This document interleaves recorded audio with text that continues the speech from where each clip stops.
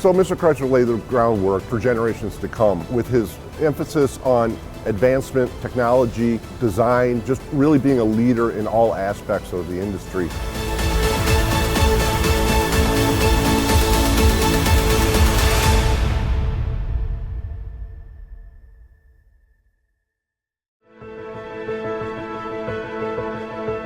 So while concept cars, most people think they just look cool and they're neat to see at the auto show, there's really a purpose behind them. It's to allow our designers and engineers to team up, work together, and bring out advancements, whether it's components for the concept car that are new to the industry or the look of the vehicle that's new. It allows them to do fun stuff, whether it's the headlights or the tail lights or even a door handle. All of those may make it to production cars.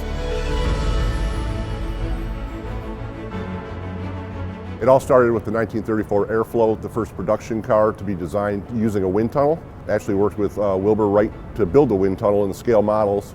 That vehicle was innovative in the fact that it had a tubular steel frame. They distributed the weight differently than other automobiles. They moved the front axle forward and the rear axle back to give it a better ride. They called it scientific engineering at the time. So, the Airflow was considered the first modern vehicle. That's how they advertised it. And it was different than anything else anybody was building.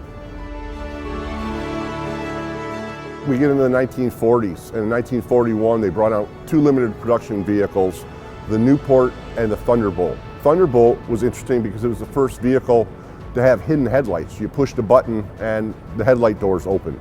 You pushed a button and the vehicle started. That was totally new. Nobody had done that. Everybody does it now, but Chrysler's did it in 1941. It had a one-piece retractable hardtop. Nobody had ever done that before.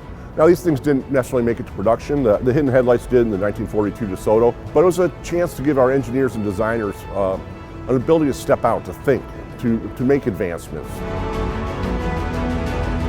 In the 1950s, we hired Virgil Exner as a designer. So Virgil Exner came in and started designing a whole series of concept vehicles. It was important because a lot of these design cues actually made it into the production vehicles, and they still resonate today. It started with the Chrysler K310, then they did the Chrysler Special, which is an interesting story because Ghia of Italy built the bodies for these vehicles. They're designed here in the United States. So they built 43 Chrysler Specials, and they were only sold in Paris, except for one that came to the United States, which we're fortunate enough to have in our collection. What's funny is Mr. Exner was doing these smaller concept cars, but he's also responsible for all the later 1950s designs. Basically, the fins, the forward look era, and the birth of the fins on cars really came from Mr. Exner. It started very small in 1955 on the Chrysler 300s and New Yorkers. Got a little bit bigger in 1956, and then 1957 put the large fins on the vehicles. In 1951, we brought out power steering. In 1952, power brakes. There was cruise control. What we know is cruise control. They called autopilot back in the day. That was first seen on a Chrysler in 1959. We even were crazy enough, we put a record player in a car. It was mounted underneath the dashboard, but it was really the industry's first personalized entertainment system. No longer did you have to rely on the radio, you could pick the music you were listening to. One important thing we did was the Chrysler turbine program. We started installing turbine engines in cars in 1954. These are all test vehicles. The program ran up till 1981, and the whole purpose of the program was to see if there's a different way than what we know as the internal combustion engine, if there's something else. And so the turbine engine had 80% less parts. It ran at higher temperatures and higher RPMs. It would run on almost any kind of fuel, anything that would burn. Kerosene, jet fuel, diesel. It was just neat, and it just shows that how in 1950s we were looking at technology that we're still looking at today on what different fuels can we power our vehicles on. Throughout the 1970s and early 1980s, the industry was changing quite a bit. We were going from large vehicles to much smaller ones, brought out front-wheel drive vehicles, and we really weren't testing the waters with concept cars for many years. But in 1989, that all changed with the Portofino. We were associated with Lamborghini at the time. Our engineers, Lamborghini's engineers, and our international design team got together, put together this rear-engine vehicle powered by a Lamborghini, but its design kind of blew everybody away. People weren't expecting it on a Chrysler at the time. It was really our first step into what became 30 plus years now of being at the forefront of design of the automobile.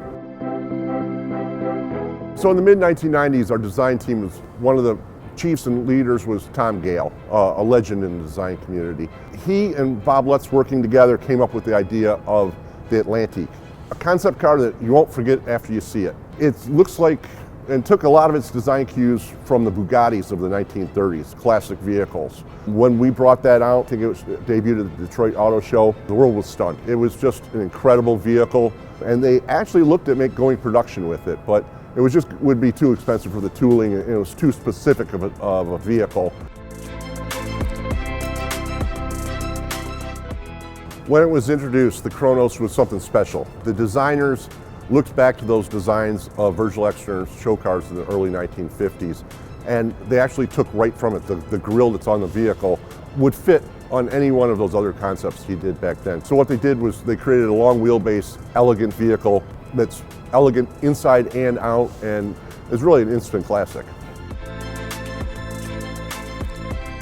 So the Firepower, it was introduced in 2005 at the North American International Auto Show. It's a two-seat sport coupe that it's one of my favorites. It's built on a Viper chassis with a 6.1 liter Hemi engine powering it. It's long hood to fit that large engine. The rear is real tight and performance oriented. It looks like a sports car, and it really exudes the Chrysler brand's elegance and performance of the time. It's just a gorgeous car. So the ME 412 is just a really, really cool car. It looks like a supercar. It is a supercar that was very close to becoming production. It had a mid-engine, where that's where the ME comes from. They actually built and tested a second vehicle, and this vehicle at our Chelsea Proving Grounds was doing laps at over 200 miles an hour. So they expected it to probably hit about 240 miles an hour in performance. Really wish we had built it. It's just a beautiful, beautiful car.